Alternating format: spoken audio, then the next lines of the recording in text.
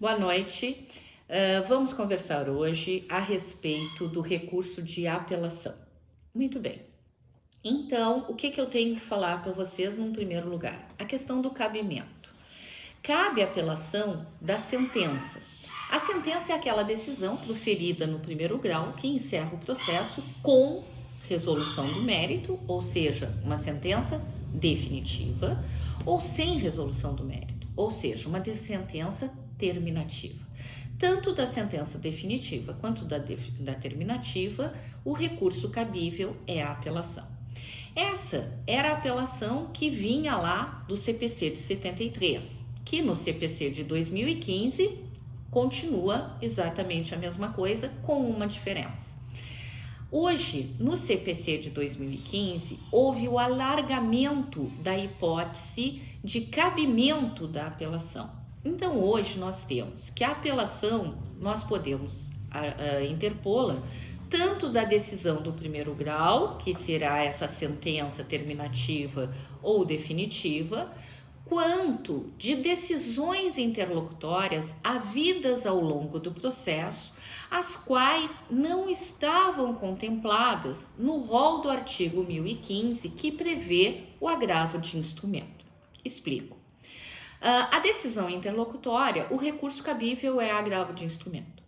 Ocorre que no CPC de 2015 foi previsto um rol dito inicialmente taxativo das hipóteses as quais desafiariam o recurso de agravo de instrumento. Então, decisões interlocutórias específicas que desafiam o recurso de agravo de instrumento. Ocorre que é possível termos outras decisões interlocutórias que não estejam contempladas naquele artigo, no artigo 1015, que prevê a hipótese do agravo de instrumento. Então, o que fazer para recorrer dessas decisões interlocutórias outras que não estão previstas naquele rol dito taxativo, ainda que haja umas ponderações hoje em dia do STJ mitigando um pouco a taxatividade do artigo 1015, flexibilizando um pouco, mas a rigor o artigo 1015 ele vem para ser taxativo. Então, as decisões interlocutórias não contempladas no artigo 1015, ou seja, que não desafiam um agravo de instrumento, foram acolhidas no recurso de apelação. Então, o recurso de apelação teve o seu cabimento alargado. Ele cabe tanto das decisões definitivas ou terminativas, das sentenças, ou também ele vai caber das decisões interlocutórias que não têm ao seu auxílio o recurso do agravo de instrumento, porque são decisões que não estão contempladas no artigo 1015. Então, hoje a apelação serve das duas decisões, tanto da sentença quanto da decisão interlocutória que não vem contemplada no artigo 1015.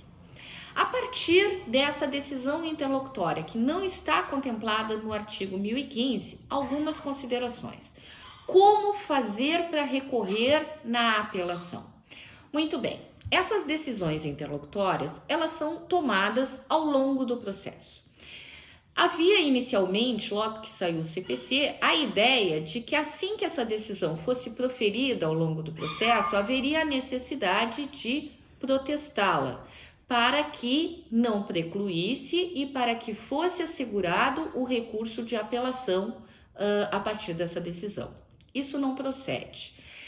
O recurso de apelação ele foi feito para essas decisões e não exige o CPC que haja esse protesto prévio antipreclusivo.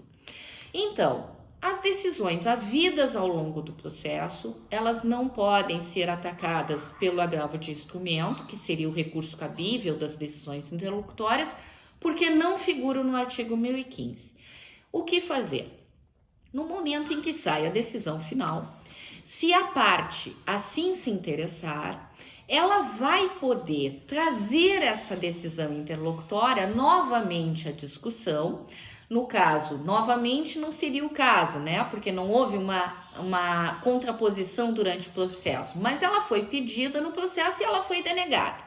Então, se traz essa denegação dessa decisão interlocutória ao longo do processo para o juízo da apelação. Como fazer isso? Na preliminar do recurso de apelação, nas razões de apelação em preliminar, se essa decisão for por parte do apelante, ou na preliminar das contrarrazões de apelação, se essa decisão for por parte do apelado, que tem interesse.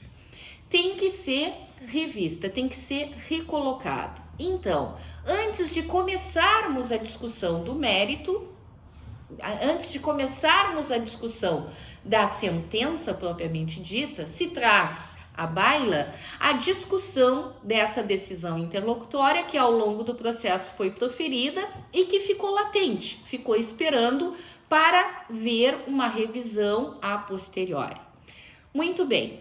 Se as partes não fizerem alusão a essa decisão interlocutória que foi proferida ao longo do processo e contra a qual não tinha o recurso de agravo de instrumento, se as partes não fizerem alusão em preliminar de contrarrazões ou de razões de apelação, aí sim, aí preclui a decisão e nada mais vai poder ser feito a partir dela, certo? Então tá. Uma coisa que convém lembrar, que é tão importante essa revisão em preliminar de apelação ou em preliminar de razões ou contra-razões de apelação, é tão importante essa oportunidade de rediscussão da interlocutória, que caso o recurso de apelação ele simplesmente não passe no juízo de admissibilidade, essa decisão ela vai ter que ser revista, né? Ela simplesmente ela não vai morrer. Ela foi levantada nas contrarrazões, por exemplo, e simplesmente ela vai ter que ser pronunciado a decisão, o julgamento a partir dela. Muito bem, dando sequência ao nosso estudo, nós temos uma teoria que se aplica muito na apelação. É a teoria da causa madura. A teoria da causa madura, ela vem contemplada no artigo 1013, parágrafo 3º, que eu vou me permitir a leitura. Diz assim, caput do 1013. A apelação devolverá ao tribunal o conhecimento da matéria impugnada. Normal. Parágrafo 3º. Se o processo estiver em condições de imediato julgamento, o tribunal deverá decidir desde logo o mérito quando. Aqui abre-se uma oportunidade para aquela causa que já está madura, e nós vamos ver as hipóteses agora, que o tribunal já decida, já termine aquela questão, já decide, e isso não vai implicar em supressão de instância, tá? Então, as hipóteses da causa madura, ou seja, que o tribunal pode proferir o julgamento final, são as seguintes. Parágrafo 3º, inciso 1º. A decisão que reformar sentença fundada no 485. O 485 é quando tu resolve o processo sem julgamento do mérito. Muito bem, se o tribunal entender que aquele mérito poderia ser julgado, ele pode perfeitamente reformar essa sentença e já de pronto julgar o processo, porque a causa já está madura. Da mesma sorte, vai ocorrer nas seguintes hipóteses. Inciso 2º, decretar a nulidade de sentença por não ser ela congruente com os limites do pedido ou da causa de pedir. Trata-se daqueles vícios da sentença, né? Então, a sentença ultra petita, extra petita ou citra petita. Então, que decidiu fora, que decidiu a mais ou que decidiu a menos do que foi pedido. Nesse caso, o tribunal ele pode fazer o julgamento dessa causa afastando o vício porventura existente na sentença. O terceiro, constatar a omissão no exame de um dos pedidos, hipótese em que poderá julgá-lo. E o quarto, decretar a nulidade da sentença por falta de fundamentação. Então, nos dois últimos casos, se decretar a nulidade da sentença por falta de fundamentação, Pode o tribunal, entendendo que aquela causa já está madura para o julgamento, ou seja, já foi feito toda a instrução probatória, a causa está pronta para ser julgada, pode perfeitamente o tribunal julgá-la. Muito bem. Importante de trazer também uma outra novidade, vamos dizer assim, do CPC de 2015, que é a hipótese do juízo de retratação em sede de apelação. Então, a apelação, ela poderá ter o juízo de retratação, então o juiz pode rever a própria decisão, voltar atrás, retratar-se da decisão proferida em 3 hipóteses. A primeira hipótese será no indeferimento da petição inicial com base no artigo 331 do CPC. Indeferida a petição inicial, interposta a apelação, poderá o juiz de primeiro grau retratar-se e dar sequência ao processo, normalmente com a citação do réu, para continuarmos, tá? Nessa hipótese, no caso, se não houver aqui a retratação, o juiz, ele citará o réu, e cuidem bem o termo, citará o réu para responder o recurso de apelação que foi interposto em face daquela decisão proferida de indeferimento da petição inicial. Muito bem, a inércia do réu aqui para apresentar contrarrazões de apelação a partir desse indeferimento da petição inicial, a inércia do réu aqui, ela não vai importar no fenômeno da revelia. E ela vai ter que se ater, o comparecimento do réu neste momento é exclusivamente para contrarrazoar, ou seja, para sustentar que aquele indeferimento da petição inicial está correto e que assim deve seguir, certo?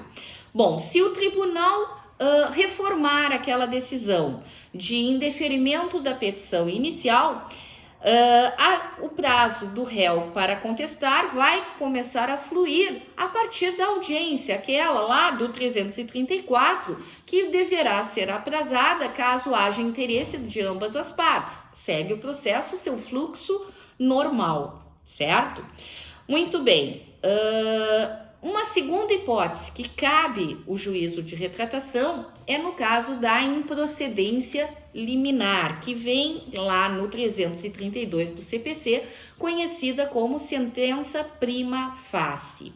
No caso da sentença prima facie, ocorre quando o pedido da inicial, ele contraria o enunciado de súmula do STJ e do STF, acórdão proferido pelo STF ou pelo STJ no julgamento de recursos repetitivos, também no entendimento firmado em incidente de resolução de demandas repetitivas ou de assunção de competência, e quando contraria enunciado de súmula do Tribunal de Justiça sobre direito local.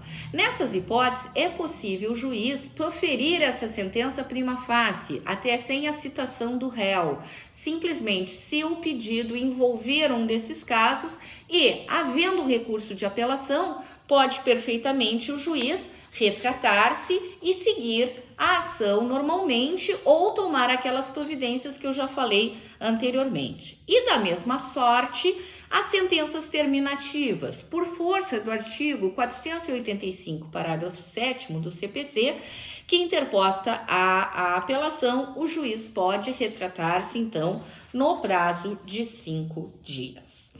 Muito bem. Outra parte que é importante de ressaltarmos são os efeitos da apelação. Ela goza ex legis do duplo efeito. Então, está contemplado no CPC que a apelação possui o efeito suspensivo e o efeito devolutivo de regra ex legis. É o único recurso que possui o efeito suspensivo determinado no corpo do Código de Processo Civil. Os demais, a regra é que o efeito seja somente devolutivo e a suspensão dos efeitos deverá ser pleiteada. Muito bem. Existe a hipótese, no entanto, do artigo 1012, parágrafo 1º, que traz ali algumas causas em que esse efeito suspensivo ele não vai ser deferido de plano. Então, ali comportam as exceções, em que a apelação vai ser recebida apenas no efeito devolutivo. Nessas hipóteses que estão elencadas no 1012, parágrafo 1º, pode simplesmente a parte pleitear a concessão desse efeito suspensivo ao relator do processo, sem problema nenhum, devendo demonstrar ali o fumus boniuris e o periculo in mora. Então, gente, era isso que nós tínhamos para falar brevemente sobre o recurso de apelação. Quero consignar que estou muito feliz, já passamos de 400 inscritos no canal. Então, eu agradeço a todos que estão nos acompanhando e peço que continuem, que se inscrevam, caso ainda não estejam inscritos, que curtam, que submetam as dúvidas de vocês, e eu muito agradecida pela companhia de todos. Um grande beijo